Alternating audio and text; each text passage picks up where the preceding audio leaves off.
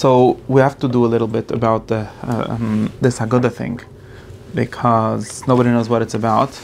And since we have this great machine that can tell us what things are about, known as a mind, most people don't have that machine. Oh, you thought I have a machine? Like I'm going to ask ChatGPT what it's about? I was afraid. No, that doesn't actually tell you what anything is about. It doesn't even tell you what it itself is about. But we have this machine, and we teach to use this machine somehow. So we got to try to apply some of our wisdom to this question or this problem. And that's Akdama number 1. See if it's possible. And since we have Rabbi Moshe of Egypt, known as Maimonides, Strange. well, most of the time he lives in Egypt. He has like his name, Rabbi Moshe Mitzrayim, people call him that way. Oh yeah? Yeah. He signs off that he's from Spain. Yeah. He doesn't want you to forget He holds the Andalusi, but Lamas lives in Spain, in Egypt. And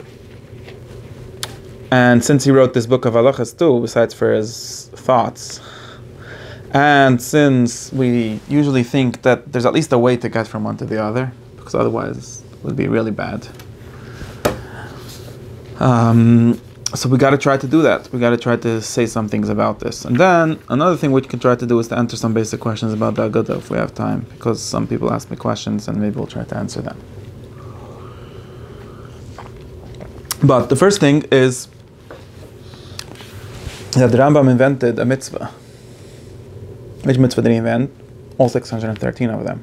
Because before he came around, before the Bahag, or 2 or 3 people before him, Rabbi Yitzchok never made Azaris, but mostly the Rambam. I mean, we blame him. It's not really him. He's not really to blame, but he's the culmination or the epitome of this theory. So we're blaming him. Definitely canonized the idea now. Yeah, and he did it better than everyone else, so definitely deserves to be blamed. And he came up with this thought that this thing, this matter known as Judaism, has a form known as 613 mitzvahs. That was the Rambam's chiddush, very important chiddush. And I'll explain you why. Even though there were people that counted mitzvahs before him, I don't think any of them, or at least almost any of them, really saw this as the form of the Torah.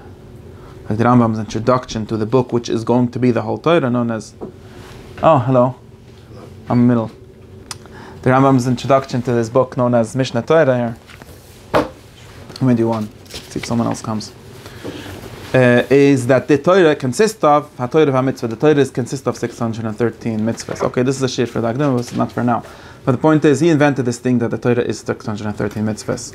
And which means from this, what follows from this, is that something that's not a mitzvah is basically not in the Torah. Very important thing that happens from this. I think it's very important. In other words, and because it makes enough difference for my shtickle Torah with the Rash and the Rambam here. The Torah is just supporting infrastructure, or not? It's not nothing. It doesn't actually exist. It's just stories, or just repeating the same thing again. They're just telling you should do the mitzvahs. All kind of, you could call it supporting. Doesn't add any information or any real form to the content of the Torah. It's story. There's different things, but yeah. In other words, if something is not a mitzvah for him, it doesn't have room in his book. That's the basic problem, right? Because he got a book which is supposed to be that he's giving a form to the Torah, right? Organizing this matter, this mess thing called Torah. And his form is 630 mitzvahs, which he then organizes. Well, the mitzvahs don't entirely give the structure, but they're the basic structure, or at least they're an ingredient of the structure. I can't get into that. They're an ingredient of the structure because his actual structure of 14 books divided into halachas doesn't entirely conform to mitzvahs. So that's the shtickle bayah, but in any case, they're the thing. In other words, everything he says has to fall under a certain mitzvah. If it doesn't fall under a certain mitzvah, it sort of doesn't exist. And you'll read the entire... It's actually amazing that he managed to do this, because I don't think anyone before him or after him really managed to do this. In other words, like for example, the Bahag famously had to made a book which was like a Sefer HaMitzvahs and halachas, although might have been 2 people that wrote it and so on. But the point is, different people that did things like this ended up putting a lot of things that are obviously not mitzvahs into the list of mitzvahs. For example, because a yid has to light Chanukah, the yid has to do achnas archim. Well, what does it say? It says aderech yelchuba. Okay, so that's a mitzvah. And the Rambam comes and says, no, this doesn't work. That's obviously not what it means. It's a nice drasha. So but of course, there's still a mitzvah of achnas archim. So I'm going to tell you which mitzvah it really is. It's the mitzvah of alachta b'dracha. So and if it doesn't, if it falls, things that fall between the cracks in this sense don't exist. But this is also a reason why the Rambam's mitzvahs are extremely inclusive. He adds a lot of mitzvahs.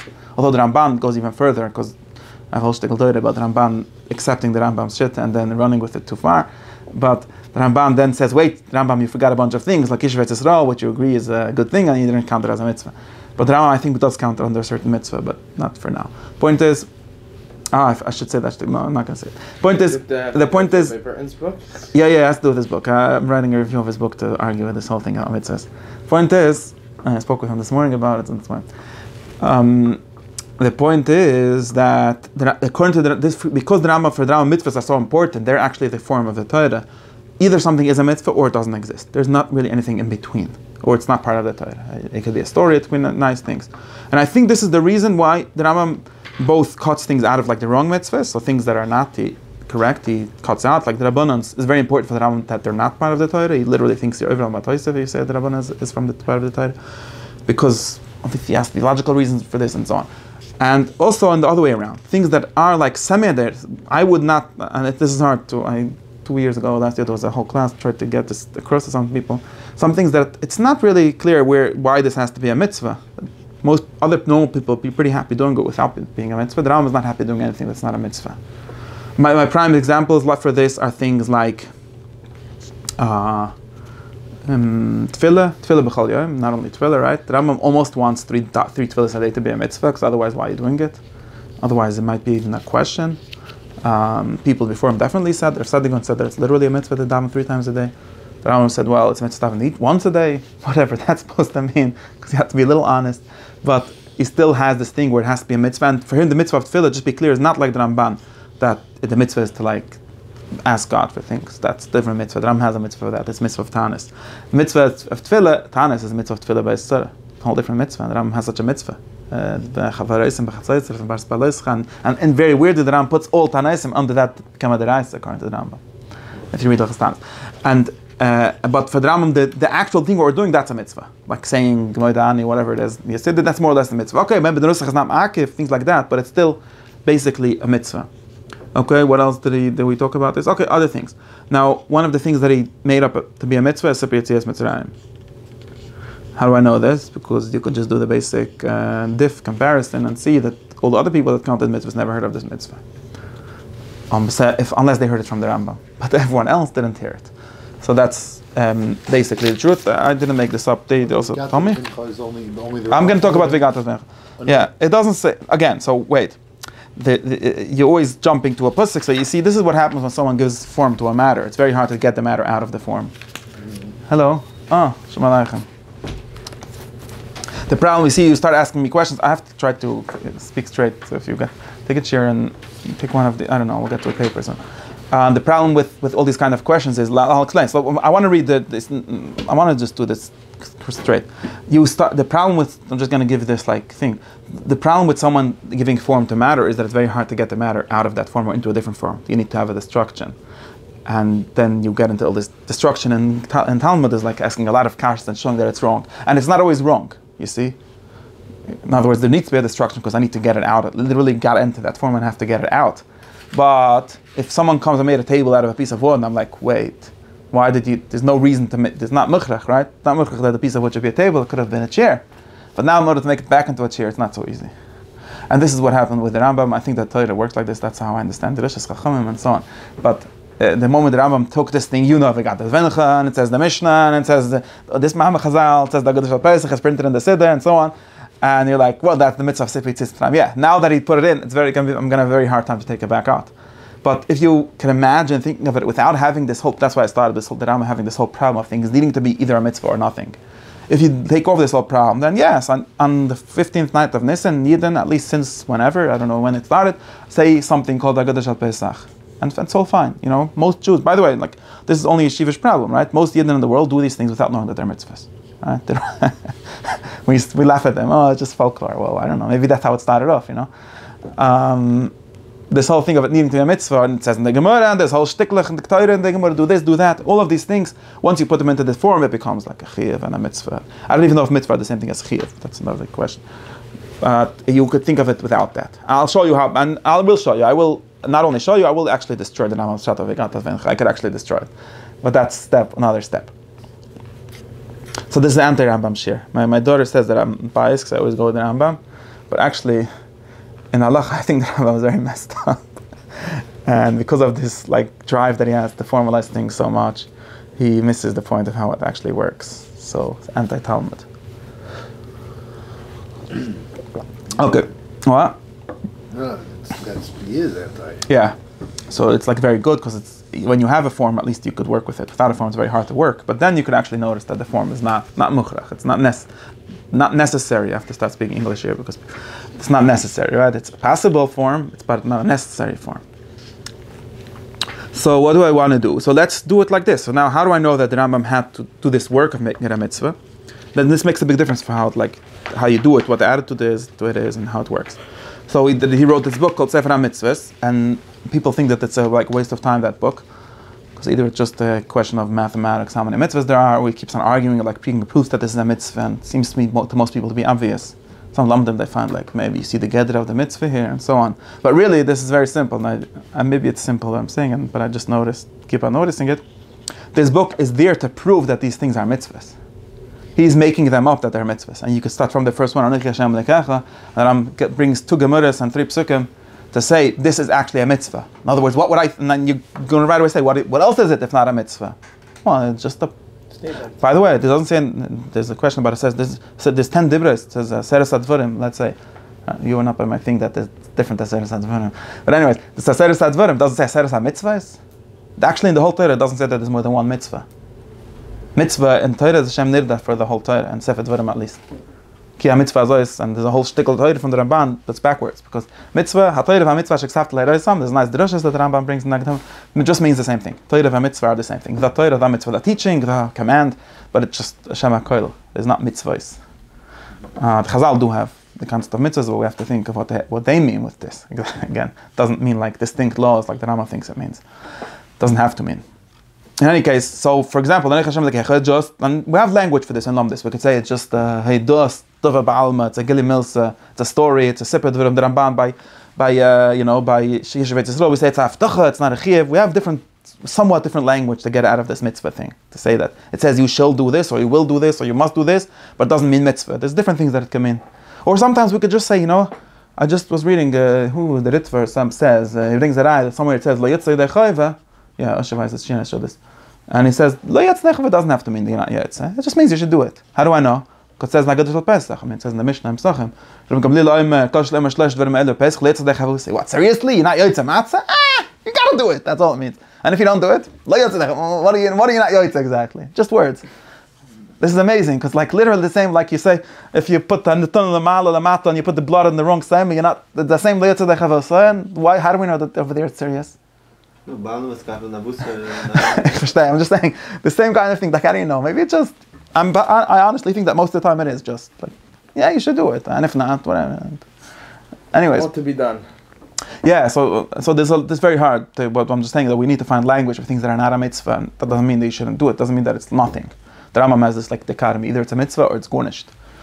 Maybe it's just not a mitzvah. Chokim Mishpatim means, I don't know what it means in Torah. By the Chok generally means a minig. Right, yeah. If it's attached, and Mishpat means something also often a minig. Mishpat means often a minig, or Mishpat means Mishpat Hakan and Meis means a part, like the Seder, what you get, what each person gets is called Mishpat. So all these things you see, they're not clear. Yeah, but it's Chokim Mishpat Tishmor and Lasses. It's things that we do. This word Chok law is not actually the translation. Chok doesn't mean a law. No, I understand, but when it says that Tishmor and Lasses means that you Putting on your pants before you should listen. You see? Yeah, you should listen. That, right? You should listen. You should listen to God. Nobody doubts that. Well, okay.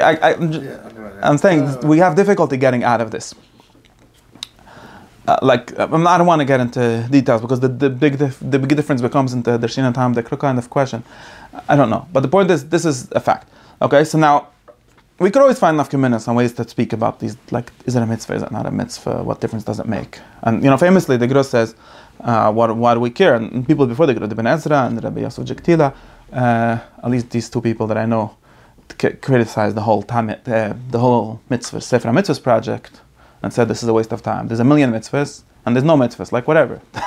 There's no mitzvahs and not mitzvahs. There's a lot of psukim that Agro says every pasuk, but the Agro tells it backwards. Every pasuk is a mitzvah, but it's really backwards. There are no mitzvahs. Every pasuk is just like every other one. Some of them we got to do, and some of them we don't have to do. Now, according to what we decide, well, this thing that we start off called your mind, because otherwise, how do you know? Okay, it's called Torah Sheba'al Peh. But this whole thing where there are mitzvahs and we get rules, how do we know that this is a mitzvah? And you'll notice that it's very difficult to get anywhere with that. Okay, so this is the story of Sippur Yetzias Mitzrayim. So now let's try to give the matter that we have about Sippur Yetzias Mitzrayim. Okay, so let's say there's two things. I'm gonna go read the Rambam. There's two things that we know. There's a bunch of psukim that talk about Yetzias Mitzrayim. Actually, there's a whole book of psukim that talk about Yetzias Mitzrayim. And there's even more. I keep on finding more. Next year there's going to be more psukim. And this, I already added today more, and yesterday. There's a lot more. And this book is mostly based on Torah, and Nach I almost didn't put in. There's a ton in Nach about Yetzias Mitzrayim. And basically every Torah that someone could tell you the message of Yetzias Mitzrayim is this is an open pasuk.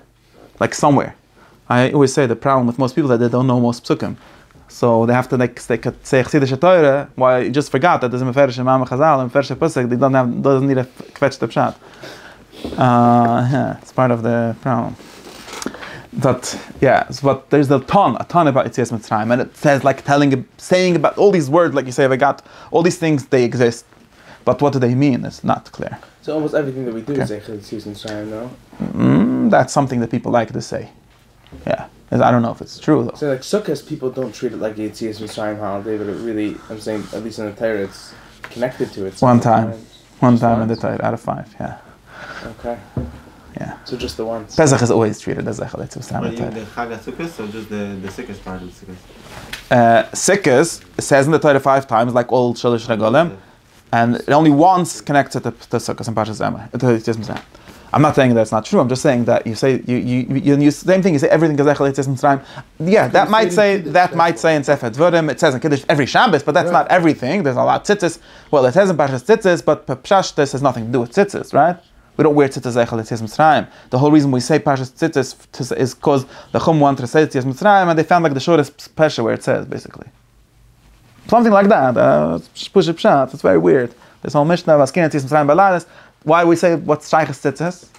No Shaychus. Which pasuk should we say? Okay, that one. Something like that. I don't know. But the whole point is saying the last thing. Lepashtes, yeah. Just like we have a thing with Kol Psiga Lepaske Moshe, so we have to find a short pasuk. We could have said the pasuk in Parshas Balak, but it's too long, and that's what it says in Brachos. If they would ask me, I might have found a shorter parsha. It's a problem, but it seems like okay, it's a nice parsha because it says talk about the Chatam Mitzvah Mitzvahs. I can understand that there's more to it, but the real reason is just Yetzias Mitzrayim. And the Gemara itself says, we might just, maybe we can make our own nusach. It's a son of Mitzrayim, v'krat esayam, v'shani lefanecha, I get into it, right? It could be Yitzchok. So what's the point of that? So there's a lot, and you could read my book, me trying to do something about the psukim about this, but there's a lot of stuff about Yetzias Mitzrayim. But from that to the mitzvah, right? Both the mitzvah of Zechiras Yetzias Mitzrayim, like we just discussed from the Mishnah and Brachos, which doesn't say that it's a mitzvah. Just to be clear, doesn't say that it's a mitzvah, and the mitzvah of Sippur Yetzias Mitzrayim which Rambam made, it's a far way. In other words, it's not true, not necessarily like that. And by the way, there's the whole Reb Chaim about what's the difference between Zechiras Yetzias Mitzrayim a whole year and Sippur Yetzias Mitzrayim. And it's so funny because there's no mitzvah. The Rambam doesn't have a mitzvah of Zechiras Yetzias Mitzrayim a whole year. I don't know where the guy took it from. Literally, there's no such mitzvah. There's Hareg mitzvahs. That's not one of them. The Rambam has any mitzvahs of Zechira? Yes, Zechiras HaMelech is one that I'm mechilik with. I wrote a whole mama before Purim to argue that there's no such mitzvah, but the Rambam said there's such a mitzvah. And today I figured out a pshat on that Rambam also. But the point is, the Rambam has some Zechiras, not so many. The Ramban adds more, Zechiras Miriam and Zechiras Muhammad Asinai, which people don't understand. I'm not saying a shit on that. Point is, but the Rambam has at least one, but he has Shabbos, he has Kiddush as a mitzvah. Zechiras Shabbos, he makes a mitzvah. The Kaddish is Lisker Shabbos B'Dvarim. He does not have Lisker Yetzias Mitzrayim B'Chol Yom. It says Nechas Krishma, Shemaskirim, like the Mishnah. So it's a din in Nechas Krishma. It's like there's a din in Bichsa Muslim. You have to be masker, Eretz Torah Muslim Bris. So in Nechas Krishma, it's a din that Lefida Chachomim, we masker also Yetzias Mitzrayim. So, not a mitzvah. You see? Even the Rambam has things which are not a mitzvah, they're somehow subsumed under a different mitzvah. This is another very weird thing, because there's a lot of things like this, and I don't know what the Rambam really thinks about them. So do you really have to do it? Is it really a tchiyuv minatayr? I don't know. I honestly don't know. Like, you've got like long mitzvahs in the Rambam, which are like based on one pasuk, and it says in the beginning, mitzvahs hashay, kach v'kach. Always some that are like 25 mitzvahs, and it's just one thing that you should exactly. do. There's some things that are like that. There's like mikra, muet. The whole side. Oh, we're talking about the side now. Oh, no, I'm going to get to this. But there's things like this. Okay, so in something, I don't know, I'm just saying, this is a question, but this is an example. Zechiras thing, it says... It's disproportionate, the whole thing. Sometimes they're disproportionate, yeah. Not really, because usually the ones that have more mitzvahs are longer halachas. That's just that the Rambam's mind, in the Rambam's mind, they're talking about the same subject. I think the longest one is Achsavet Zura, which has 51 mitzvahs. But that's very explicitly because of the Rambam's Tikal Torah that all these things have to do with the Zura and the Klip Shat, they have nothing to do. So it's not like really that he said a lot of mitzvah really the same thing. He just connected them into one subject because in his head that makes it. Okay, the Kitzur Hamasa is that, like when I say, you could very easily, you see, like you could have this machloikus, you could be Rebbe Lizman Azari and argue with the Chama forever if you actually have to say Yetzias Mitzrayim by night. But there everyone is moed. Why? Because it says, oh, it's so funny, the whole thing is weird, right? That's what it means. That's the Havman, what's the Maskuna? Like, come on. It means all the days of your life. It does nothing to do with days or nights, okay? Sure. And you could say Alpi Drash, what does that even mean? Just magic words, we don't know what we say it's Alpi Drash. Something is going on, right? But for sure, they're not saying that there's a mitzvah, and generally, like the Ramban says in the beginning of Sefer HaMitzvahs, the Chacham almost never argue with things that are mitzvahs. They just discuss things, like so they bring some sikkim and so on, but they don't ever have this discussion, like, is this really a mitzvah? They don't have this distinction. So that's one thing. And then we have, so that's one thing we have, and we have such a halacha, okay, it says in Milchas Sechtes Brachos. And then we have this thing of a Sippur Yetzias Mitzrayim. So what do we have? We have basically the Mishnah and the Gemara in Perek Avli Psuchim. And you'll notice that the Mishnah doesn't say that you should say Sippur Yetzias Mitzrayim. I put the Mishnah in the first page here. You could read it. It does not say that you tell the story of Yetzias Mitzrayim in the whole Mishnah. And the Rambam, I'll read you the Rambam, he's like, I'm really start to get mad at him for doing this. He like says, Ben Isbar, and he'll read, the Rambam does this in the end of every shtickle mitzvah. He goes like, which Masechta does this mitzvah say? He says, oh, this mitzvah says in the end of Psuchim. Like, and you could read the whole end of Masechta Psuchim, which I did, Bavli, Rishalmi, and Tesefta, and you won't see anything about mitzvahs. You'll see a lot of things that in the Rambam's head are halachas of this mitzvah, but he didn't He didn't prove that there's a mitzvah, and this three Mishnayos are halachas of Yetzias Mitzrayim. That's the main thing that he needs to prove, and he didn't prove it. At least it's not proven from there in the Mishnah. And it's by the way, I'll give you the real nafkamina. The real nafkamina is, in the Mishnah it says only one thing. Let's say two things. I don't know about what Gamliel is trying to say, and nobody knows, by the way. Nobody knows what this Gamliel is about. But the only thing the Mishnah says is that the children ask, and there's a time when they ask, whatever, but they ask a question, and you answer them lefidatam. And the teretz is with Knis and Shvach, and with Rameh Vedovi. That's what it says, all it says in the Mishnah. Now, this is a nice story, but it's got nothing to do with Sippur Yetzias Mitzrayim. In other words, Liyitzir that your child doesn't ask, steht nicht in the Mishnah what you do. Liyitzir that you don't have children, doesn't say in the Mishnah. The Rambam has a Pesach Mechilta that says something like that. Talk about Lavan. That's all right. You have to talk about Lavan, let's say. But the point is, no, not really. I'll talk to you about that soon. I mean, it does seem to be the structures that they ask. It doesn't say anything about, it doesn't say, V'achshav mekayim mitzvah Sippur Yetzias Mitzrayim. You know, the Mishnah has a machlokes if charoises is a mitzvah, you know. But it doesn't have a machlokes if it doesn't say anything, but doesn't say you should take the story of Sippur Yetzias. Doesn't say v'mesapet Sippur Yetzias Mitzrayim. Doesn't say anything about it either. Doesn't say anywhere.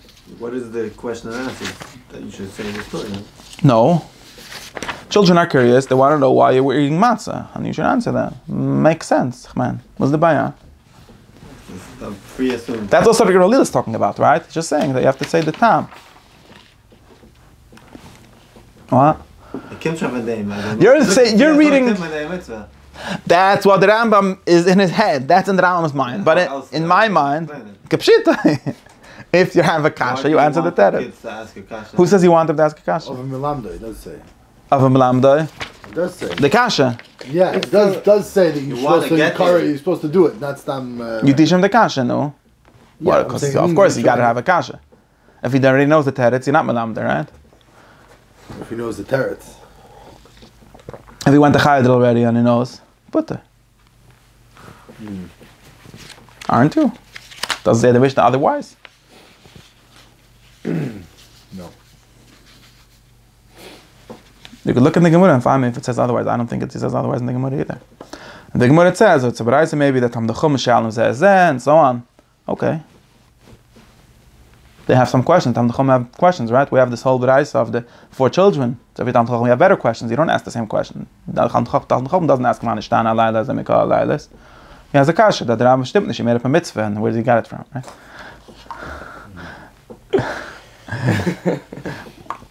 So I'm just saying it doesn't say this thing. And the Rambam is reading of everything backwards. So we see that. Of course, no, I'm not crazy.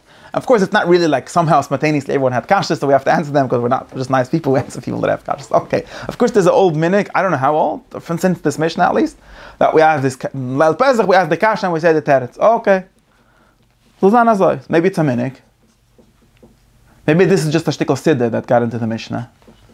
I have an eye that's a shtickle siddur because there's literally a shtickle siddur in this Mishnah. That's Mishnah. That's a halacha. That's just a siddur, right?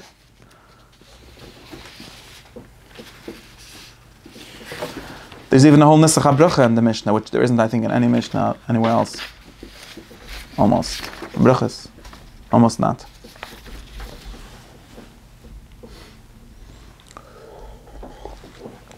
Bekitzer, ich weiß nicht. And not only about, okay, so this is one important thing. It doesn't say in the Mishnah, it doesn't say anywhere that's such a mitzvah. And I'm not the crazy person that said this. The Heilige Rosh said this. Very famous Rosh. Should be famous. There's other people in the Rosh's area that said, I didn't bring you the Rosh. But it's the Shivas Rosh Semichav Dalet. And someone asked him the question. The Rashba had this question of the Ritva. People before him had a question, but it was a Sephardi question. And they asked the question, this guy is backwards. He's read the Rambam, there's a mitzvah of Yetzias Mitzrayim, and there's like we said, there's a bunch of mitzvahs Pesach. There's matzah, murder, Yetzias Mitzrayim, koises, chaves. So we the bracha of Yetzias Mitzrayim. So the mitzvah deraisa, koises derabanan. So we maybe can understand why there's no bracha. Matzah is even murder we have a bracha, maybe it's derabanan. But why there's no bracha on the agoda, right? So one teretz, by the way, one teretz for these things is like nobody knows when there's brachas and when there's not. It's like a Rashba that says this, right? Whatever. When the Chum said you should make a bracha, that's when you make it. Nobody else knows why.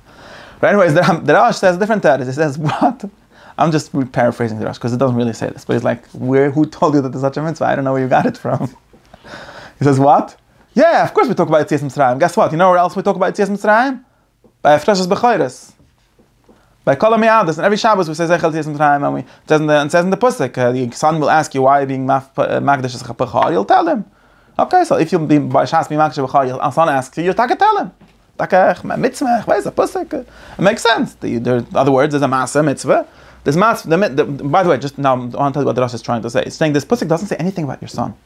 You're being autistic here. Okay, what is autistic? Too literal. I have to stop saying this word autistic because I'm making fun of autistic people. You're being over literal for no reason.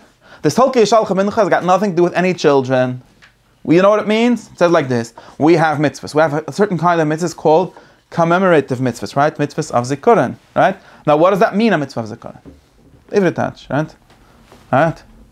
I said this sheet already, right? Nobody heard it. What does that mean, a mitzvah of zikuron? Well, I'll explain you very clearly. You're going to do this weird thing that makes no sense. Otherwise, that's how zikuron works. Firstly, it has to make no sense. Because if it makes sense, then it's not a zikuron, then it's for itself. It's not a zeichel, it's something else, right? In order for it to be a zeichel of something else, it's got to not make sense now, right? So we've got shtraimels, and shtraimels make no sense. So that's a zeicher for something. So in other words, if your child will ask you, you'll be able to tell, the teretz will be, I put them in Lepad Mitzrayim. But it doesn't mean that child has to ask. Of course, maybe Mama shall ask, because his child doesn't know. But it's not a chiyuv that he should ask, or even a story that he's going to ask, or that he asked, or anything. It's just a very nice, the Torah just explains things always with stories. Like it's just a narrative way of explaining how the mechanism of the zeicher, that's all it is. Got nothing with any children. But you need the zeicher part to be Mekayim the mitzvah? Like if you no, absolutely not. And nobody asks you and you don't have one. Well, then they're crazy. Oh, then if you like the Bel Zeruv that says, I don't ask kashas on my father, then you're messed up. You know the Masa? I say this story every year, but it's Parsech, wait for my sheet before Parsech. So there's a Masa that I was told that the Heilige Bel Zeruv, I don't know, the Baron Belzer probably. The Friediger Ruf, how do they call him? Let's the Belzer Ruf. In Satmar they said let's the Belzer Ruf. And he was a very big tzaddik. And he was by his father's side, and his father was Makan the Rambam, was made up halacha to do weird things nowadays that children should ask. It says in the Rambam, doesn't say anywhere else. And doesn't have the Gemara mean to say. The Rambam thinks it says in the Gemara, but it doesn't. That's another shir. Just see a lot of things that he thinks say, don't say. Or at least not mukhrach. Maybe it says, but maybe not. Well, yeah, that's right. Akapunim, the Rambam put that, and the Ravid already argues with that, so I'm not the first one to argue with that. point is and he was doing all these funny things, and the Yingel is everything's okay. It's fine. At some point, his father no, what's going on? You think I'm normal? Like, what's this all about? I said, I don't know. I always thought whatever my father does is okay.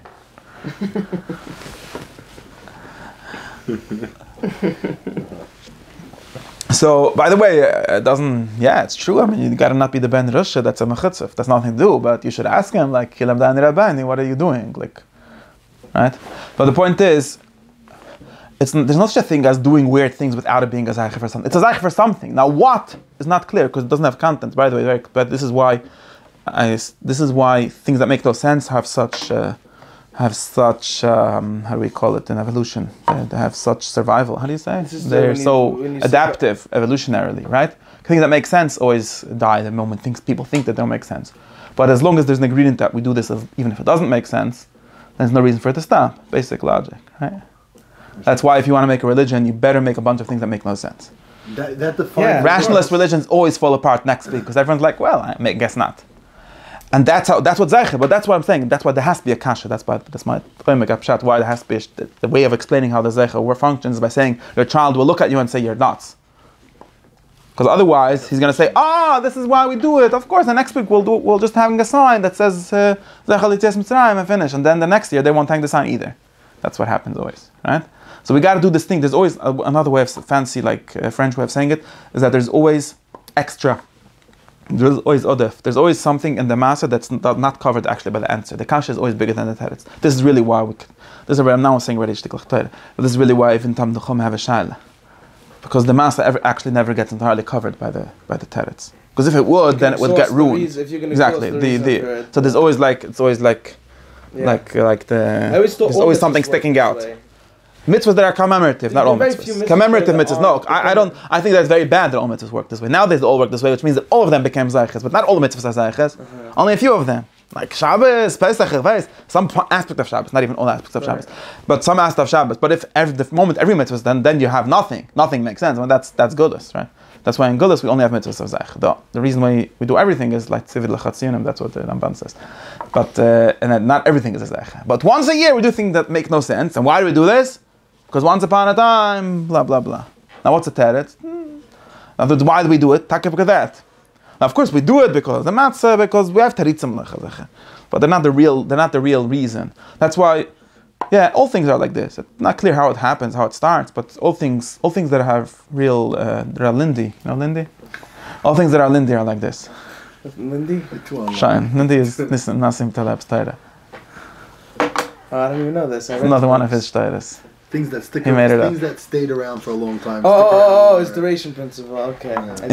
Lindy is a mushal of someone that I don't remember. I don't even remember the story anymore. Okay. So you see, it's another thing that, like names. By the way, names are a good example, right? That's where I have like Shlashinias Shemam. A name, proper names have staying power way beyond any other word in any language. Well, names that, let's say, can make sense contextually. Yeah, they're the bad names. Like the Route 78 is not going to stay Route 78 forever. Because even the 70th, it's just the 78th one. Even though the names originally started off contextually, made sense, right? So this is a story that we tell ourselves. I'm not even sure about that. Really? Did it make sense? Not sure. It's a big question to me. A new name, in other words, I'll tell you why, because there's what's known as... If you bring a new fruit that no one's ever seen before, and you can either call it an applet, or you can call it something else, right? You can just make up a word for it. Yeah, like you could call your taxi app Uber, no jayches, right?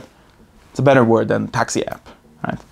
Yeah, but I'm not sure. I'm just saying that. Yeah. A lot of you could call your bookstore Amazon, right? Now, it has some meaning because theoretically it's the biggest river and this is the biggest store. There's some shiva, but come on, that's not the reason. It's again, there's something more in the name than in the meaning and the definition of it. Right. And proper names, and just to be in reality, proper names have staying power far beyond anything. Like we still have names from ancient times, literal people's names. They changed phonetically and so on, but they're still the same names. We still have place names from who knows when, like in Lakewood we don't have such things. This is a weird place. We have Kletsk and, yeah, but that's not the name. You've got a bunch of places in New York that are named Indian names in the whole United States, and the Indians actually, the Native Americans actually gave those names. And why did we change the names? Because there's no reason. Like everyone knows that's the river of, and it's like the named after some ancient god or something. Whatever. Tuesday. I mean, we have names of.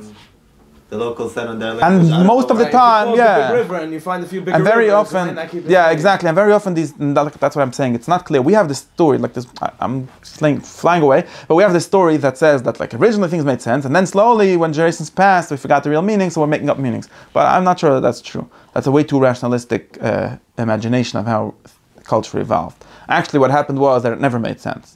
Or maybe it made sense for like one split second, but the next time, like think about like the guy crossed the river and he banged his head and he called it whatever. It had absolutely no meaning in general, whatever it is. And that either that, it sticks. Or like he's saying, someone explicitly gave it a name which made no sense because God told him or whatever, or just like it's a good reason to call something. It didn't actually. We didn't. In other words, let's say it's something like this. For example, matzah. Okay, we eat matzah on Pesach. Nobody knows why.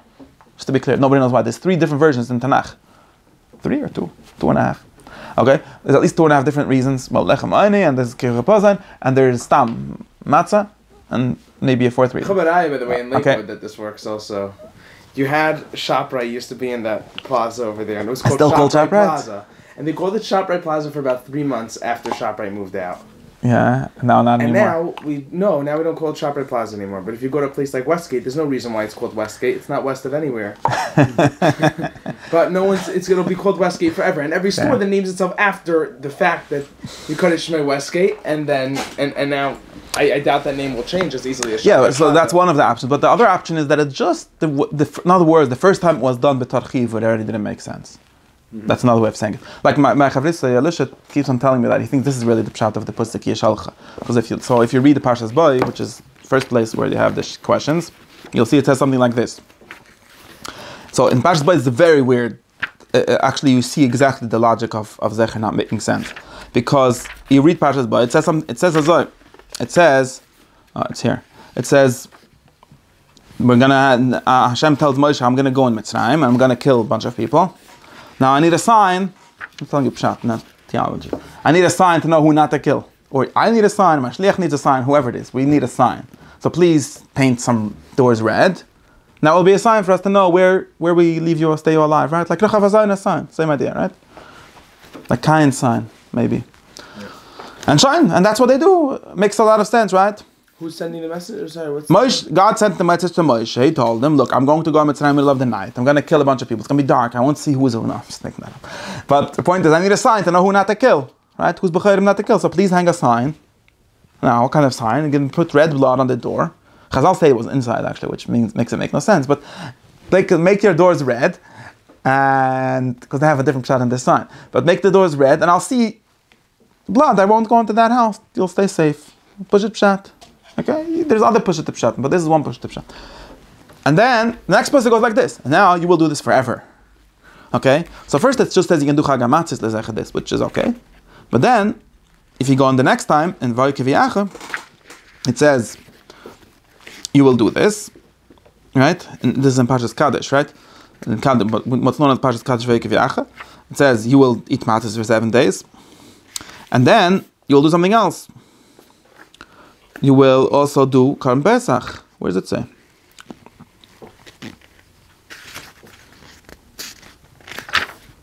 Yeah, Moshe tells it. The next parsha, Mishka Kilachem. Moshe tells his children, the people, you will ishmartem. After he tells them exactly right after this, he tells them we're going to have the blood. It's going to be a pasach sign. Then ishmartem z'davar hazeh l'chak l'chol l'fnecha ad olam. You will do this forever.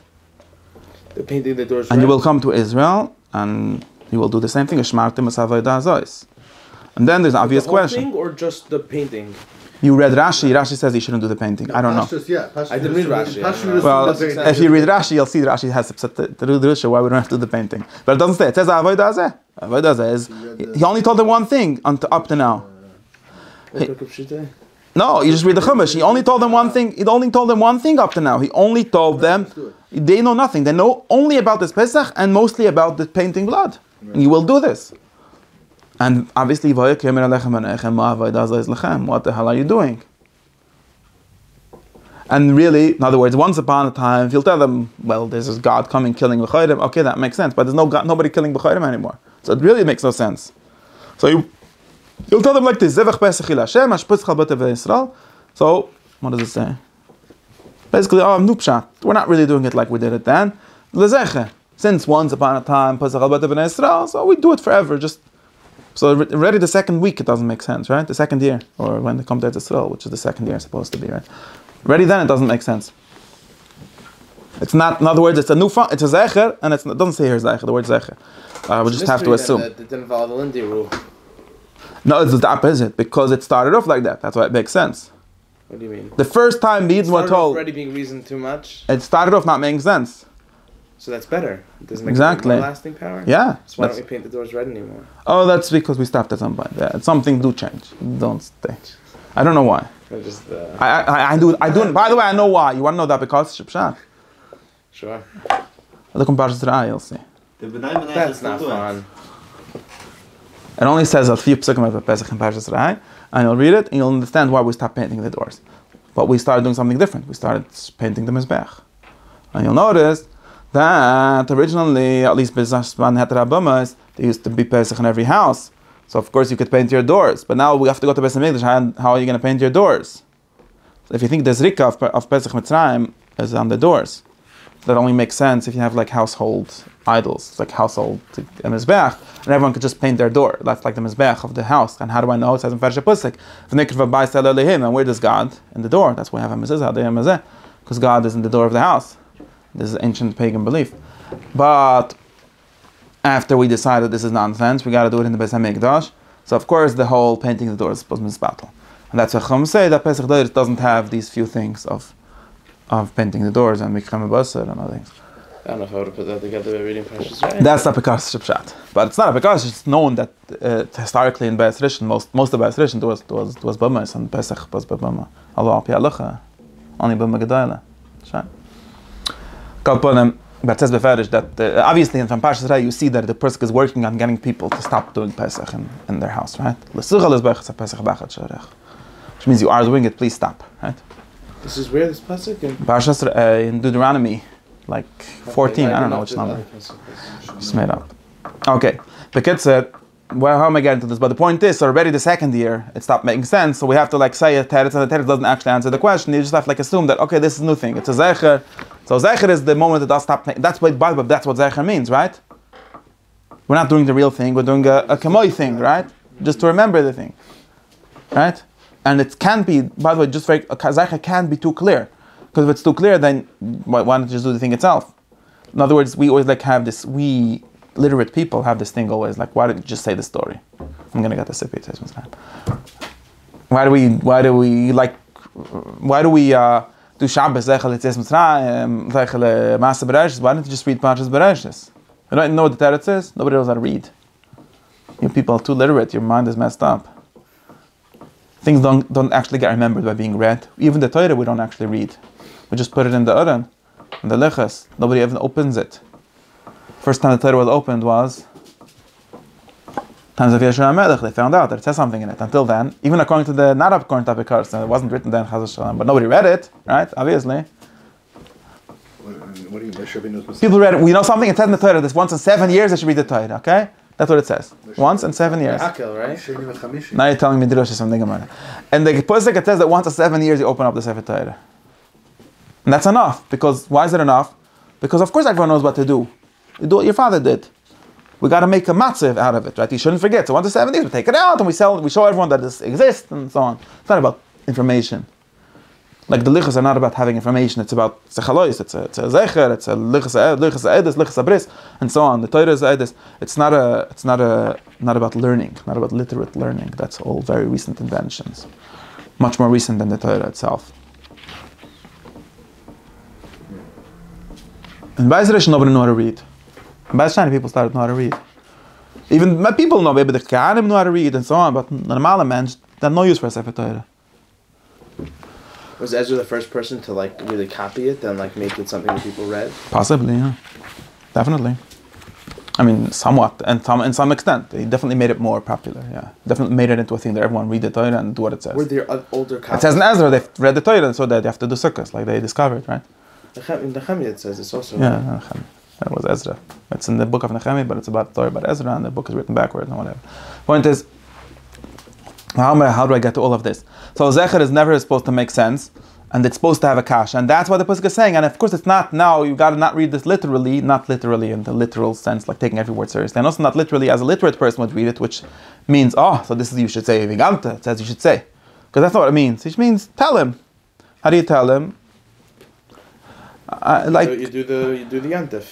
Exactly, by doing the yantif, that's how you tell him. Now, if the son asks Tati, why do we do this? Yeah, you don't know we went out of Mitzrayim? Yeah, of course he's going to get that answer. Just like every kid that asks the Tati, why do we eat pumpkins on Halloween? When do we eat the pumpkins? Whatever. Why do we do turkeys on Thanksgiving? Because in the times of Abraham Lincoln, ich weiß was no before that. Whatever, there's a bunch of Baba Masas that nobody really knows, nobody really cares, that didn't really happen. Exactly, the whole Masa didn't really happen. Nobody cares if it really happened. And by the way, it's true, Abraham Lincoln invented Thanksgiving, but that's a different topic. But the point is, the Thanksgiving proclamation, you know, right? Shakchem v'chazre v'yazdem. And sure, and that's how traditions work. This whole this whole thing doesn't actually. That's what it says in the Mishnah also. Just to be clear, that's what's in the Mishnah. That's what it says in the pasuk, more or less. Okay, and then back to my Rosh. I flew away. Back to we're learning inside. So, but this is what the Rosh says. The Nishduka mitzvah says there's a lot of things. You don't have to say when you say make the bechoros. Same thing. The Eibishter geheißen lechel matzah emore. V'zeh hi ha'godel leben. And the Rosh says, of course. Now, of course, v'lav dafka godel bepe elo im yishal mefarshim loy. In other words, it's not a chiyev yishal. It's not nothing. In other words, Lamdish would say the ikar chiyev is the actual ma'aseh. The ma'aseh, that's the chiyev. That's what Vigat Advencha means. Do it. Now, of course, if he'll ask you the way, like I'm explaining it a little better, the way it works is that if you ask, you tell him, why is it this big monument? Talked about Yad Shalom. Why did this big monument? Oh, there was once a guy of Shalom, so now I remember him. Well, what if someone will make a upshat? It's a zech someone else. Too bad. That's how it works. Hopefully, it somehow remembers the correct pshat of it, right? Or something in the vicinity of the correct pshat. So that's how Zecha works, and that's what it says in the Torah. That's why it says so many times, and most of the times this is what it says. In other words, at least when it talks about mitzvahs, this is basically the thing that it says, or at least a few of the times. I don't know every time. I think every time. Why does it care about Yetzias Mitzrayim so much? Who said it cares so much? What is this? This is a framing. It cares so. It's mentioned a lot of times. Yeah. You know why? There was Woody Allen. They asked him if he read War and Peace. He said, "Yeah, I know. It's about Russia." It's like that's how it sounds when you say the Torah is about Yetzias Mitzrayim. Again, it's about Russia. That's what it's about. What does it say about it? Right. Okay. Like this whole question is so weird. Like why does the tax code talk so much about taxes? Why do my books about the Holocaust talk so much about this Hitler guy? I mean, that's why. The Torah, I don't know what I mean by the Torah. The Torah is the story of it. That's one story in the whole Torah, at least in the Moshe's Torah. There's only one story. It's the main story. Yeah. Not the main. This is a book about that. I don't know. Maybe there's other books that are about other things. This is a book about that. Now, it's not really true. There's the Nevi'im, they use Yetzias Mitzrayim in a lot of different ways. But in general, like the whole Tanakh is like one big. If you think of it as one story, it's a story that starts with Yetzias Mitzrayim and ends with Yechanya in jail, right? That's what it ends with. Getting food in jail. That's the Tanakh. I mean, Sefer Melachim ends like that. Sefer Divrei Yomim and Ezra ends with Edom coming back. But anyways, those are the two endings. But that's the whole story. So it's basically about, where did we come from, where we're going. It's not so complicated. Like this whole question, just to be clear, this whole question, like why do they care about Yetzias Mitzrayim, comes from people that are living in Europe. And they have this concept of religion, which is like there's such a thing as a religion, there's mitzvah, there's law, that's a Muslim concept, and there's religion, there's a different, like there's a saving in the Muslims, that like the Christian concept is something like the human being have to be saved, or have to be, get to some kind of shleimus, that's Aristotelian framing. And everyone has different opinions of how to do it. And this Torah that we've got, obviously that's what a Torah is for, but for some reason it talks so much about this Egypt story. And then you have a kasha. But this is all upside down. I shouldn't say the shmis because I don't believe this, but I'm just saying to answer the kasha, because I think that the other framings are true, independently of what it says in the book. But in the book, this is a book that has a story of people that came from Mitzrayim and went to Israel, and then messed things up and are still messed up.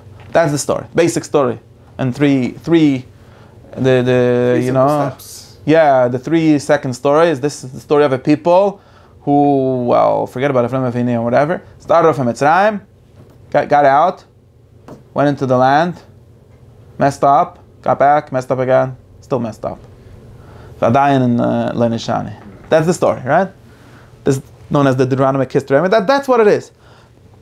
Of course, I talk about Mitzrayim a bunch. I mean, that's the whole matzah. Yeah, but it's more than So should it have a different story? Well, if there would be a different people that came from somewhere else, maybe they would have a different story. Like, what's the question? Exactly. If you assume that the Torah is about theology, then the question is, what's it got to do with theology? But it's not. Kishimakura lessa.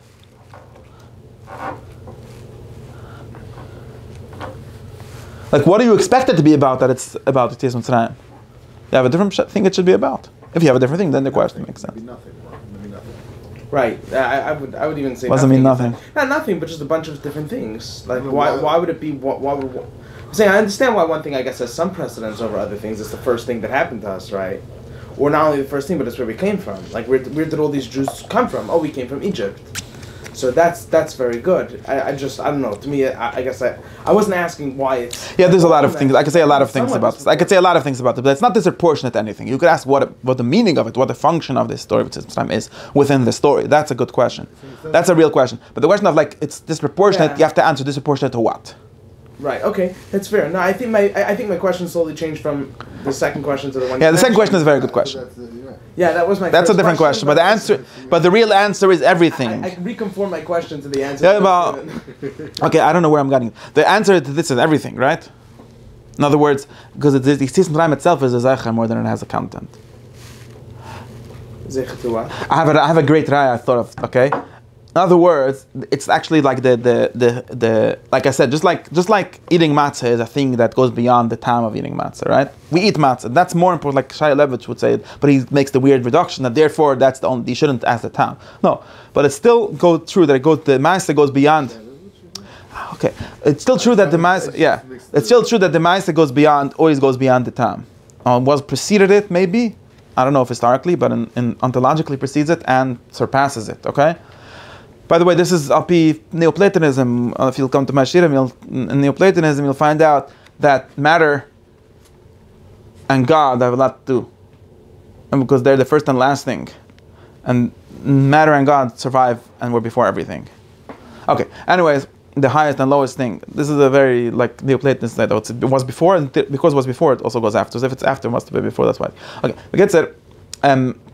Now, therefore, then you ask about Yetzias Mitzrayim, and if you actually read the Tanakh, and you see how Yetzias Mitzrayim functions in it, it functions as everything. In other words, just like matzah is according to Pika Bulla, Tzmeich the Abba, and Al Pi Rambam, Tzich Weiß nicht was, and Al Pi Musar, it's to be mistapke memuet and not to fres, and Al Pi, the Rambam says that, by the way, and Al Pi some other pshat, everyone according to, well, he shouldn't be able to gav, and Al Pi some other chassidus, it's about having a minna and being very flat and stupid, whatever. Everyone has a different pshat. And all these things are true, they're good things if you like them. But the matzah is also a thing, right? And what's matzah? Which of them? Well, all of them and more than all of them, right? Like, you know the Gemara that says this, right? The Gemara in Gittin says that Rav Yosef found Eliyahu Novi and he asked him. There's two such Gemaras, right? Who? I'm sorry. There's a Gemara, sorry, the Gemara Megillah. Gemara Megillah says 11, I think, different reasons why Esther invited Haman to her party, right? And then someone offended Eliyahu Navi and he asked him, okay, so what's the truth? Can you go ask Esther, why did she invite Haman? He said, and if it would be up to me, I would say, and one more reason. And that's obviously what it means, right? Because of course, these are all good reasons. And there's even more. So that's the true answer. And the same thing is with Yetzias Mitzrayim. Yetzias Mitzrayim is all of the things and more than them. And beyond them, because that's where it's before all those things. For example, you know, in my greatest try was from the Eigel. Because I realized this. You know, nowadays, like these people, we have like all these, it's weird, like, you know, in the West, everyone believes in democracy. Okay, democracy is a heilige Zach, and being a Nazi is a bad thing. This is like Toiv and Ra. Toiv is democracy and Ra is fascism or Nazism. I don't know. Okay? So therefore, it goes like this. What happens? So now what does this mean? What's a democracy? Whatever I hate is fascism and whatever I like is democracy. I'm not saying that there's not real definitions or anything. But the actually function in society is like this, right? Whenever you hate someone, you say he's a Nazi. Whenever you love someone, you say he's, I don't know, and even you don't love anyone. But you say he's closer to. Like, yeah, he's more liberal or more democratic or something like that, right? More free. Whatever, the free world, you know, we're the leader of the free world. That's another. Now, what is the toich of this? Well, ironically, even the Nazis nowadays say that they're the Democrats fighting the Nazis, right? It's actually true. Like if you say tell a Nazi that he's a Nazi, he gets very insulted, because Nazi is just a word for the abstract concept of evil, right? And in the same way, if you have in within religions, we can see the same thing, right? Like if you've got a liberal Christian and he's going around, well, Jesus obviously was a liberal, and if you don't do this, then you're not like Jesus. And the other guy says MITZVAH, that Jesus was obviously conservative. If you don't do that, you're not right. So everyone is speaking b'shem the same God, and like you ask, what is Jesus according to? So what is it really? No, and I'm not being cynical. I'm not saying it's nothing, it's just an empty signifier. What it's really is the thing before and after. It's all of the above and more. Because the next pshat that someone's going to come up with also going to be in the name of it, right? What did the Alter Rebbe mean really? Everyone thinks so. So now Yetzias Mitzrayim works exactly like this in the Torah. What's my raya? Parshas Kisisa and Pasef Melachim. So a bunch of guys get together and they decide that this Moshe Rabbeinu's shit is not working. He's dead. We don't know what happened with him. He disappeared. We're going to make a new shit. We're going to make a gulim, right? The egel, at least one. And what do they call the egel? What do they write on the Besmedrash? Ben Sias who? The new Besmedrash, that the egel, the how do you break off people that are going away from Moshe, right? Moshe is not relevant. They have a Haran, different, but they don't have Moshe, right? And what do they call their Besmedrash? Like when the Gerach didn't go away from Ger. What do they call their new Besmedrash? The real Ger, right? What do the egel people call their shul, their getchka? The real guy that took us out of Mitzrayim. Not that guy. That guy didn't understand what Yetzias Mitzrayim was about. Where the real Yetzias Mitzrayim? That was 5 weeks after Yetzias Mitzrayim. Think about it. Whatever, 10 weeks, right? This is the whole masa. So what is Yetzias Mitzrayim? Even the Egel thing claims to be Yetzias Mitzrayim. You got it? So it doesn't help us much to say Yetzias Mitzrayim.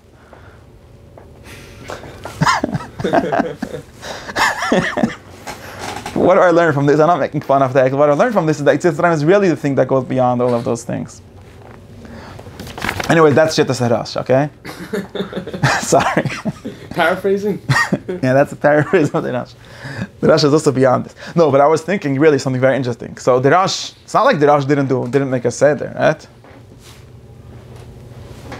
Not like the Rosh didn't ask the 4 kashas and say the whole Agudah. I'm sure he did. Not only did he wrote the halachas, he took in the Torah as old as the Yunim b'shem the Rosh, and the Rosh himself in the Arvei Pesachim, he brings all these halachas. Doesn't say he shouldn't say the Agudah. Then you ask him, why are you saying the Agudah? Like Tati, Rabbi Yaakov, the Baal HaTurim has to go and ask, Tati, why do you say the Agudah? You wrote in your book, Tshuva book, that there's no mitzvah of Sippur Yetzias Mitzrayim. I mean, so I'm a Talmid Chacham already. I already know it. So why don't we just move on to the soup, right? By the way, in Arvei Pesachim, there were 2 Amiroim, Rav Nachman and someone else that did that, right? They were bored of the Agudah, and they said, Rav Nachman told his slave, his Meshuras or a slave, I don't know, right? Eved, do you think if I free you, you should thank me? He says, yeah, okay, bring in the soup, right? Nebuchadnezzar, that slave, he thought he was going to have a few little break with a Magid and Shan Shatan, right? And the same thing with someone else, right? That they asked Rabbi and Abai or something like that. Abai asked Rabbi. Same thing, and this was that was a better story, right? Abai is the Talmud, and he's going to the Shiva side there, and he thought he was going to have Magid. It's got. I'm crazy. I have this imagination that's what it says in the story. But look at the Gemara. Abai and Rabbi have a great relationship, right? It's his nephew, and he grew up with him, and he goes to the Shiva side there, and he's doing something weird, right? He's taking away the kara before Magid, right? And he never saw such a thing. I don't know what he was expecting. He grew up there. Should have known how the minig is. But he was Talmid Chacham. He went to the story like this. He went to yeshiva that year. He first thought that it's halacha. Okay, like that. Then he learned Pesachtas Pesachim that year in the yeshiva. This man in over there, they were learning Pesachtas Pesachim, and he said, "There's no such halacha. Like it doesn't say in the Mishnah, it doesn't say anywhere." So he asked him, "Why are you doing this?" He said, now we don't have to do it anymore. Now we can go to the next course. Right? We can bring it back." But and by the way, to be clear, doesn't mean we skipped over the Miyine. It means we skipped the Agudah. Because it doesn't say in the Mishnah that we say the Agudah besides for Manishtana and the Teretz for Manishtana. Look all at that. The old Rav Shmuel, everything is just what the answer to Manishtana is. Everyone agrees that Manishtana is Ikra Agudah. Right? So it's putter. So in other words, these both Rabbi and Rav Nachman were looking for ways to get away from this Agudah. It didn't make sense to them. Because they thought like normal people. Like if you know the Teretz, moving on. Oh, you have a new Kasha. That's fine. I have a Teretz for that Kasha also. Bring back the Yeah, bring back the table. That's why. Right? Okay. Anyways, so that's the Shittas Arash seems to be. So now, it's how the Rosh. So why didn't Rabbi Yaakov the Tar ask him, why are you making still the Seder? I'm pretty sure, I don't know how I know, but I'm imagining that he did do the Seder like it says in the Haggadah. Maybe he didn't, but probably he did. I mean, it says in the Rosh that you should, so, man. You can skip a few words. I'm not saying I don't know how long they did Magid in those days, so but the point is, so you ask him why did he skip? So he says, what do you mean? Shtet Nesider. As well, then you say it's not a mitzvah. Okay, I know if it's not a mitzvah. Right, so since when do we only do mitzvahs? I'm not the Rambam. I don't only do mitzvahs. I'm from Ashkenaz. I never heard of this whole thing of only doing mitzvahs.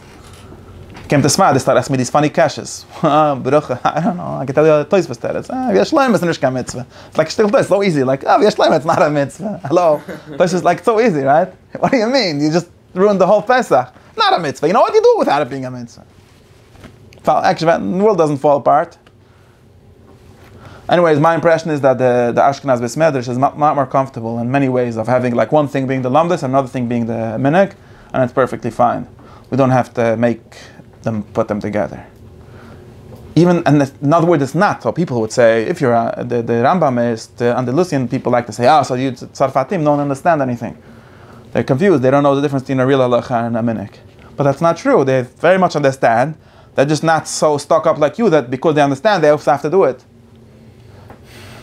Like the Rosh, famously, one of the most nicest shivas at Rosh is where the Rosh said, it doesn't make sense that we do V'sein Ta'alamotar according to Bavel, right? And he said that he was young, and he asked his Rebbe, and he agreed with him. Yeah. So he went to the Chazan, and he told him, please start saying it from Zayin Cheshvan or whatever. That's when we need it in Germany or in wherever it was. And the Chazan said, you're crazy. Get out of here. So he went back to the Rebbe. I'm making up this whole story, but that's basically what it says in Shivas Rosh. So he went back to the Rebbe and says, yeah, you told me that it makes sense. My svara is 100% true. Like it doesn't say, it says like Bavel, it doesn't say Chutz L'Eretz, and but the Chazan says like, I don't know. You're not the Chazan. I'm the Chazan. This is how we do it. So he says, yeah, that's true. He's right, and that's all of this. Ad kan l'shon Rosh. This is exactly says in the Rosh, and he's very happy with it. And if it'll be a problem, we can't. This is in the Shkan Zagres, so we say the wrong filish. So it makes no sense. So. What do you mean? How could you be mechav when you're saying the wrong bracha? I didn't follow him on this whole kasha. Like, what do you mean? Tefillah is not a joke. Ask God for rain and you don't need rain, or the opposite. You don't ask Him for rain when you need rain. Oh, you know what? Say Peshmet Tefillah if you really need rain. That's what would answer you, right? In other words, it works. No, if it's really important, we'll make it work otherwise. That's the Shittas Harash. Okay, now Shittas Rambam. What time is it? Shittas Rambam is different. So the Rambam wrote this book. Sefer HaMitzvahs. And over there it says, the 157th mitzvahs, asay, is to tell Yetzias Mitzrayim, v'leil chameshes b'nis, and kafit tzachas l'shen ha'masafeh. By the way, I want to read the Sefer HaMitzvahs and then we'll free you. Now this first line is a very big chiddush already, right? Because it doesn't say anywhere. But this makes sense. I'm just pointing it out. The Rambam is here doing his like klal mitoch haprat that he does all the time. So it doesn't say anywhere in the Mishnah and the Gemara that you say Yetzias Mitzrayim kfi tzachas l'shen ha'masafeh. It might say in the Haggadah Shel Pesach, which he quotes soon. I don't know where this Haggadah Shel Pesach is from, but it might say v'chol b'desapeh. The only place where it says it is the Haggadah Shel Pesach. And who wrote the This is so funny. This is like the Rebbe himself told us we have Zrich HaKodesh. You know, we want to know who told us to say the Haggadah Shel Pesach. State in Haggadah Shel Pesach. Thank you very much. Right, but Agapunim, I don't know. It says in Haggadah Pesach. Okay, but the Rambam, in other words, the Rambam read the Mishnah and he said it says there's no machlokes the Gemara. What do we say? And by the way, to be very clear, the pshat of that machlokes is that there were two neschos, right? There was Nizach Ashchana said Avadamini, Nizach Sfat said Metchila, and Metchila is just the name of a beginning of a tefillah, of a Nizach kavua. Not a doesn't mean Metchila mean a word. It's just saying the first word, Divra Maschal Metchila, right? And Bavel there were two neschos, Yedim Avadamini and Metchila. Machlokes Rav Shmuel, which one you say? And then the Ba'av whatever, and then, in other words, when the Mishnah, and the same thing when the Mishnah says V'doyre Sharami V'dovi, I saw what's his name says this Rabbi what's my friend the Goldschmidt Agoda, he says obviously it doesn't mean take the parsha and start darshaning it. That doesn't make sense. What the Mishnah, everyone can be darshan. It's it doesn't make sense. Obviously it means that you should say that good, which is that. There's already a drusha. You open up the book and you say it. That's what it means. It must mean that. Obviously it doesn't make sense. And I think that's Takad Pshat in general. Now it's more complicated than this, but In other words, it doesn't say anywhere that you do whatever you want. This is the Rambam using his mind, which is a great thing to do, saying, is it akav to say this nusach? Say whatever you want. That's the ikka. In other words, and he's working backwards, right? In other words, it doesn't say this anywhere. From the fact that we have all these nischas and all these things that we say, so we can assume that there's be'etzem a mitzvah b'drais, but this is backwards. This is why I keep on saying that our logic that things once made sense and then started being a nisach kavua is backwards. It's the opposite. First it was a nisach kavua, and then we decided that be'etzem is talking about this. But there was never a time where the etzem mitzvah was like that. You know what I'm saying? And this is the Rambam does this all the time, but that's you have to notice it. That's not so nusach dependent, right? Because you can have any nusach you want for it. At the end of the day, he printed nusach in his Rambam also. It's not like he says he should say in this different nusach lamais. He just thinks it's important. He thinks it's important. Right? Possibly not. Something else, You'd say it's a minhag. Right. So it's important for him to have this difference. That there's Sippur Yetzias Mitzrayim, which is just to say something, and then there's nusach or halachas, which are pratim exactly. I'm just saying that it makes sense. I'm not saying it's not logical what he does. I'm just showing you that it's really it started the other way around, right? And it is very interesting. And then the Rambam gives us another whole paragraph saying how he's supposed to do this kalamar b'lesape. What does it mean? This is him entirely from his own mind. It says like Gdulas mash uslane Hashem. In other words, Nisim, I think. Imash uslane Mitzrayim ma'aval v'chamas. I could say a whole sheet on this, but I'm not doing it now. I think I did last year. Number 3. Number 4. These are 4 different things that you can be marich in. And here, mitzvah kifnin zayin on the top. So this is what it means. Kalamar b'lesaper. In other words, kalamar b'saper b'tiyasarayim nezem shivach he quotes. I don't know. Yeah. In other words, the more you say, the more you. And in other words, to him it's obvious that Yetzias Mitzrayim are these 4 things. And now you got to talk about these points. The more you do it, that's enough. Okay, so that's what he says. Now he has a pasuk. What's the pasuk? It says "V'ganta zveich b'yaymahu." Right? Now, just to be very clear, it doesn't say anything. That pasuk, I have to tell you the pshat, like, because again, people say, okay, it's a drusha, but you gotta realize how far it is from what it says, okay? And it doesn't say anything like this in this pasuk. Okay, where's this pasuk? We got different chavayim. Parshas Lowy, right? It says Azai. It's in the end, right? It doesn't say anything about the film there. I don't know what you're talking about. Not in my chamash. Does it say about tefillin? It's in the Targum, the word tefillin. Tetufas, he decided it means tefillin. I don't know what tefillin. Anyways, yeah. The point is, it doesn't say anything about tefillin. It says he should have this lois. Okay. Anyways, it says like this. So like, this is the pasuk that he's talking about, right? It says like this. Moshe told the Olam, remember this day. And how should you remember it? Okay, I don't know if that's what I mean. Don't need chometz. I don't know what that's doing. Then it says, you'll get to Eretz Yisrael again, like we saw the same thing before by the Parshas Mishcha. This is a chazor and the same thing. And you will do the same thing in this chodesh, in the same chodesh. So chodesh Aviv, just like now it's chodesh Aviv, you'll do it every year chodesh Aviv. That's why you're matam yetzim. Okay. What will you do? Eat matzah for 7 days. For 7 days, the 7th day you'll make a Yom Tiv. In other words, the first day is not a Yom Tiv. This Yom Tiv of Yom Rishon is a. What does it say? Parshas Emor. Yom Rishon Beker Kodesh. In most other places, only the 7th day basically Yom Tiv. Okay. Anyways, and then you should not have chometz. And then v'ganta l'minicha b'yom u'la'imar. V'avizeh Hashem li b'tzei esem etan. And what's this b'yom? 7th day. To him is the 7th day. I don't know. Is it? So let me tell you a secret. B'yom never means a specific date.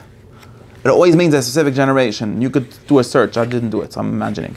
You could do a search in the whole Torah. B'yom is always, in other words, B'yom kasher yivi'acha Hashem. And this is what if you read the Maccabilot, or other places where the same story, you see, it's always talking about the next generation. Like Rashi says, Machar doesn't mean tomorrow, means tomorrow, next generation, right? Like okay. No, because this whole parsha is saying, again, like I told you before, the parsha before it said already, it's repeated itself, but for whatever reason it repeats, but it says the same thing. It's being a big chiddush. You should do Pesach, or Chag HaMatzos at least, even in Israel, although it's not real like now, you should still do it in the same time. Right? So they still do it, and then your son will, in that day, there'll be a shal. You heard there's not a shal. In that day, you will tell your son that this is because Yetzias Mitzrayim. I'm doing it. In other words, because he's not going to. Your son doesn't know. It's B'nei Chamash Le'yadi, right? Your sons are not here. They don't know why we're doing it. They were not here when we told them. When the next generation does it, when should they do it? No, this is I don't know, you can't retranslate it. This pasuk is Moshe Rabbeinu talking to the people that were by Yetzias Mitzrayim. And tomorrow, when you will be at Ol Zaidi, when you will be in Israel and you'll have Anik that never heard of Mitzrayim, you will tell them this story. That's all. That's what B'yemahu means. If the Pshat, I don't think there's anyone that's Chilek that this is the Pshat. Maybe, I'm sure there is. The annual is not... it's annual mitzvah, but the Viganta is not annual. Of course not. Just like we explained, the Viganta is not even... just explaining how the Zecher is working. B'yemahu just means in that day, and always B'yemahu means that. Ahu literally probably means that. No! You're doing the whole mitzvah. It doesn't say that you have to tell them that. Then it says, and the Chacham come up with this like really fantastic reading. Like take this parsha and write it into a box and put it on your head. Wow. I have no idea how you get to there. But it just means you should remember it. So one of the ways you can remember it by doing it every year. And then that day is not Yoimahu Tezvav Nisan. Yeah, it's not even that chodesh. It's like it's just at the end of Eleno, like when that day exactly, comes. And always Bayemo is that. Okay. Bayemo is always. If you read the different times, I don't have a fetish person, but Bayemo is always means. It could be on that day when it was. It could be in the future. It's not always it could be in the past sometimes, but it's never that day. Gimel Nisan or whatever. Never. And so that's the push to Pshat Bayemo. I think that's obvious that's the Pshat. But now there's some Mechilta, and the Mechilta says like this, and this is Mechilta's quote in the Gudel Pesach, what's in the Mechilta. And the Mechilta says, Sheme'ani yochal meresh chodesh. Why meresh chodesh? Because it says b'chodesh hazeh. Yochal meresh chodesh is in Mechilta? Yeah. It's printed in the Mechilta at least, and on that Pesach, in Bash's Bay. In Mechilta, in the regular Mechilta. And it says like this, so what's this yochal? The Mechilta is just doing his regular standard analysis of Psukim, where he tries to read like from, if you would read just the first pasuk, you would understand like this. And therefore, there's the next word, and it's not really Havamin, it's just to be clear. There's no Havamin in Meresh Chodesh. Whatever the meaning of Yichol Meresh Chodesh means. It's just doing Sheme'ani, right? It's just explaining what each word is doing or each start. Because it says, in other words, if you read it, it doesn't say anywhere in this parsha when the day of doing it is, right? It just says B'chodesh Aviv. Maybe it's not even Ma'akev. Because it says B'chodesh Hazeh, B'chodesh Aviv. Right? So the Mechilta says, so what if it says by Yaimahu? So it has to be in a specific day. Okay, this Mechilta is probably talking about Viganta as a mitzvah of saying Yetzias Mitzrayim, whereas a mitzvah, a thing of saying Yetzias Mitzrayim, and he somehow decided that this means you should say it in a specific time, because Ba'avizeh he reads as meaning Ba'ave Matzah Morer, although it doesn't say anything about Matzah Morer in this whole pasuk. It's very weird, right? It's just not even talking about Pesach. It's talking about 7 days of eating matzah, right? So tell me, I don't know what this Mechilta is trying to do. I have no way of reading it into the pasuk. Anyways, but that's one thing. I'm not sure that the Mechilta is even talking about Vigat. Maybe the Mechilta thinks like the Rosh. The Vigat means you should eat matzah. When should you eat matzah? But then it's very weird because you should eat matzah when the matzah that wouldn't work, right? But he's somehow making a remez that you should say Daguda B'Shas is matzah murim lechon lefnecho. I still don't think that it's a right there. It's a mitzvah because I don't know that there's any right in Chazal that things are mitzvahs. Because they if you read Medrash Tanum and Psukim, they always do things that everyone is moeded to Rabban and they put in the Psukim also. So the whole thing of it being a Pusik, I don't know. Okay, so that's his raya. Okay, it's a good raya. What would the Rosh do with this raya? Sometimes the Gemara pushes back against this, right? There's no that's really Gemara calls it different things. It's not right. So that's just pushing back against, I guess, taking that too far. That's another baya where nobody has a criteria for how to decide, internal criteria for how to decide that a limit is real. And therefore, I think that none of them are real, or all of them are real the same way. I don't know. But it's not. Like who tells you? It's just a relative. There's Medrash Tanua, there's Medrash Halacha. It goes through the Psukim and says things. You should do this, you should do that. And sometimes we just have Rishonim and say, obviously this is not real. And sometimes, no, obviously you should do this, otherwise you're a guy. How do we know the difference? Yeah. We just think ourselves. I don't know. Sechel. I don't know. Anyways, the Rambam thought that this is a real halacha. I don't know who told him. I also don't have no way of explaining how this medrash works. I don't know. Maybe someone that could explain. I don't understand it. And because not Bayami means that, not Vegatas Vecha means that. Now I have more dice. People are being tired. I have more dice that Vegatas Vecha doesn't mean that. And not Bavizeh means that. Bavizeh definitely doesn't mean that. Bavizeh, Shaykh is Zeh, which Zeh, I don't know what he's talking about. And there's no murder in this parsha. There's no matzah even. Maybe there's matzah, but not Belayla. And also this whole Bayomi should mean Boidayim is very weird. Because what the Mechilta is thinking of is Man Shchitas HaPesach, right? That's the Boidayim. But Shchitas HaPesach doesn't say in this whole parsha. Ich weiß nicht. What is the Boidayim? Of course. The Boidayim is Man Shchitas HaPesach. Mashplan by the side. Now, of course, by Shechitza Pesach, you do say Hallel, so it's Baya. The whole thing is Baya. The Mechilta is having a very different discussion than the Pesach. Yeah, now you know what the Ba'yayim is about. No, I don't follow the Meresh Chodesh is a Pesach, and Ba'yayim is a different I Pesach. don't even know what that means. Okay, yeah, you have to read the Pesukim a lot of times. I'm assuming the Rambam has obviously. What the Rambam is doing is Mechilta seriously. No, he takes, seriously. What I mean seriously in the sense that it's thing, because since you see that the Mishnah follows and does things, the Rambam says, he puts together. I know he does. He puts together all these things. He does this always. Of course, but also it only works if you take it all together seriously. I don't know. What would the Rosh say about this Mechilta? I don't know what he would say. People have different pshutim in the Rosh, by the way. Nobody explains the Rosh as simple as I did. I see a lot of fantastic people think pshetlech, how could it be that the Rosh has such a thing? But Where's the Rosh? Shabbos Rosh Simcha Avdal. It's quoted in all the antique people that talk about Tzaidim and this. I didn't discover it myself. Yeah, the Rambam does this all the time. He quotes different medrashim that he knows are not the pshat, but he's trying to prove that Chazal thought of this as a mitzvah. Right, that's usually what he's doing. But in Yad, actually, he does try to bring psukim that make sense to him, and actually he brings different psukim. So we have to read that when we get, but not today, I think. Anyways, he does bring both, but he starts differently. You'll see.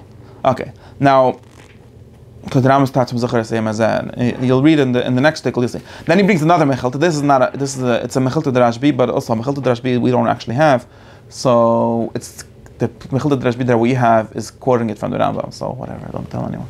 So we don't actually have the source, but I'm believing him that it's a Mechilta because it's Medrash Hagadol, and Medrash Hagadol quoted from the Rambam. It's not like sometimes he had actually caveats. I don't know. Point is that he brings a Mechilta, another Mechilta that says Mishal Chaben Chayochol Mishal Chatamagid Levim Lava and Tamagid Loy. Again, that's Kishalcha is talking about not about Pesach at all, but whatever. And left. Okay, so that's more or less also in the medrash that we have from the Arba Bunim, right? This shtickle. Then only ad man sheyesh leben ben levanatz ben lechayr benaim tam lo yavi zocher esem hazeh. So the Rambam, I think this is the Rambam's actual source for Sippur Yetzias Mitzrayim, and yeah, that uses this really. It goes backwards. This is, in other words, and the Rambam explains what is zocher esem hazeh. Just we understand zocher esem Shabbos lekacha, we read as saying. So by the way, we read the Zohar in different, we translate it differently. Zohar doesn't remember Shabbos, which is what Pashtas mean. It means derman. I don't know how you say in English. Lahazkir. It means mention Shabbos, right? Not remember, but mention. So when it's Shabbos, you should mention that it's Shabbos, which is also something that makes only sense like in literate societies where people believe in words so much. If you believe in actions more than words, then this makes no sense. But since we Chazal are very much people that believe in words, obviously remembering means saying. That's like a very basic klal, and where Chazal got everything, all the things that say, all the mitzvahs of saying, don't say in the Torah. Just to be very clear. No mitzvah done in Torah, and my Torah doesn't say almost anything. There's one thing in the whole Torah that says you should say, which is mikra b'kurim, and amazingly that's the thing that we say in Pesach. But besides for that, there's nothing that he says you should say. And right, okay. My example is always it doesn't say you should say Kriya Shema, right? Shagis Ayah says Rabbanan doesn't say you should say anything. It says you should say Pasha Soitach. Menash you should say Mikra, whatever it says in Soitach, Le'el Nemurim Be'Lishna Kodesh. That whole list of things, like that's the extent of things that says in the Torah you should say, and even those, most of them are not really saying. Okay, but Chazal read it like it says. It doesn't say in the Megillah says that you should read the Megillah. Yeah, again, the Skoda means not remember, like the Push the Pshat. In other words, doing. It means remembering besides for doing, right? Mentioning, talking. We like talking. That's how we got the whole thing. So everything means talking. Everything. It would be better if we just talked. Should that sometimes we have to do things also. That's why they were like, well, we have to eat matzah? No, we have to talk about the matzah.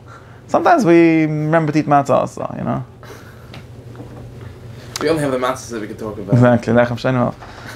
Okay, and then it says, so this is actually very important. This shtickle I think is really where there's a real machlokes halacha between the Rambam and the Rosh. The Rambam has this mechilta that says, af bishloisha alcha, and even loisha alcha, like it says in the Mishnah, you're saying, and it says in the other shtickle, like Pesach, which is actually a mechilta and Yerushalmi, but also will not be, doesn't mean, that doesn't take it away from the it's a pshat of the Rosh, which is that you should answer the question. So if he doesn't have seichel to ask the question, but he has the question, so make him ask the question. But if he already knows the answer, it doesn't say that, right?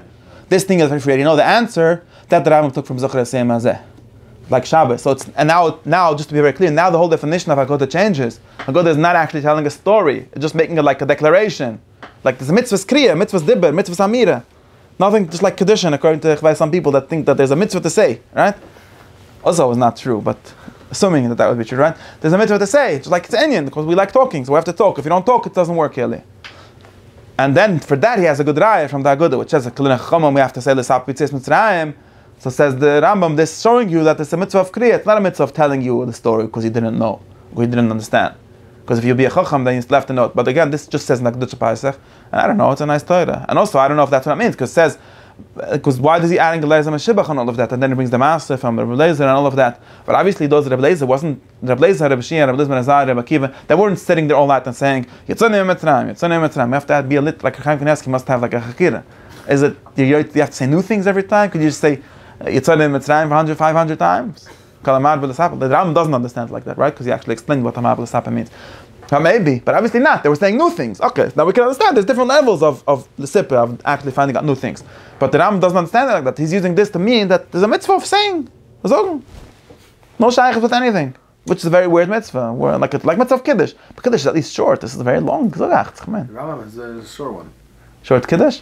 No, and the Kiddush. Short Agoda? No, it doesn't have short Agoda. His Agoda is almost everything we have, besides for Dayani, and it's just missing two. It looks short because it's just printed on one page. We could print any Agoda on one page. I didn't like look through the whole thing. The Rambam's Agoda has, I think, everything that we have, besides for Dayanu. It doesn't have Dayani, and it doesn't have the Rebbe Eliezer Glili Omer. I think that's all it doesn't have, and the Rambam himself used to say that part, but he just said that it's not Mechiyev, so he didn't write it in this. That's what Rambam says. I don't think it's actually missing anything. Yeah, it's only it's 4 levels. There's mitzvah and nisach and mitzvah and the kitzer.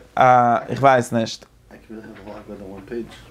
It's not so long, the Agudah. What do you mean? The Agudah is long. It feels like it's very long. 4 pages. What? Yeah, in Shabbos Agudah it says in 2 pages. Yeah. It just takes you long because you see a lot of Torahs have kashas and shit. Yeah. It doesn't actually take so It's long. just nostalgia. But the point is, yeah, you could think of it. In other words, going to Ram was just a long Kiddush. And that's why the Rashba and others said that, okay, so therefore we don't make a bracha because he just said Kiddush, and it's basically just making Kiddush longer. You know, the second cause of Kiddush is basically that good, you know. Yeah, so that's the story with this. I wanted to tell you one more important thing. So Haggadah, since we're working with this word Viganta, we call the Haggadah. So you could look up in the Chalata Rekela Haggadah for this thing that the Rambam says. We can never use the word Haggadah because the word Magid does not lahagid. This Shoresh Nin Gimel Dalet is never always means telling someone something new. You'll notice this. I just make up. Every Mefarish on the Torah says this, and every dictionary for Hebrew says this. Haggadah is like, for example, how do you say a news reporter in Lishna Kodesh, in Lishna Mikra? A reporter, a Magid. Magid means a reporter. That's attached Magid. Magid, report. Vayavay HaMagid, right? Who's the Magid that comes by only things? A Magid is always Vayavay HaPolit Vayagid Lavram Ivri. What does it mean? He told him the news, right? He reported the massacre that happened. It's not like he came and said Psanusach, right? It's not a saying. It's not a saying, it's a telling or a reporting. The Malbim has this language. Vayagid is Lahagid Dovach, something they didn't know. Something like that. But that's not definite. It always means telling you something new. Or in the Megillah it says, Ki Higid Le'em Asher Yehudi. In other words, in Yiddish I say it's ozog, not zog. He told, like he tells someone a secret, something he didn't know before. And that's why the Zohar says that good always is that there's a secret there. Telling, not saying. Telling, exactly. So therefore, Vigata Lencha definitely does not mean what the Rambam thinks it means. It can't mean. And the Haggadah Shal Pesach also in L'Shacham can't mean that because that word Haggadah doesn't mean that. It's not Hamiras Hagmiras Leven, V'amarta Levencha. At one time it does say V'amarta, right? It's just one place that says Viganta Levencha, right? The other place that says Amartim Zevach Pesach, but that makes sense. Maybe that's just the Amira. I don't know. It is an answer to the question. In Parshas Vaschana, what does that say? Shalcha Bencha V'amarta Elav, right? Every year you remember, you forget. You're like, I don't know. I'm just saying that this word Haggadah cannot mean this because that's not what the touch of the word. So I don't know. The Rambam literally says that V'ram Eile Nekram Haggadah, like he does think that this is Haggadah, and I don't know. B'kitzer, nishdu kamet v'tzei Haggadah. That's my maskana. It's just fun, whatever. It's printed, why not?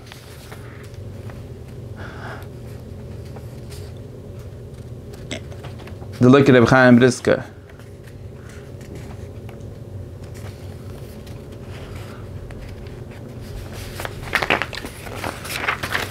Fine. It's enough. I have to go to sleep. Ooh.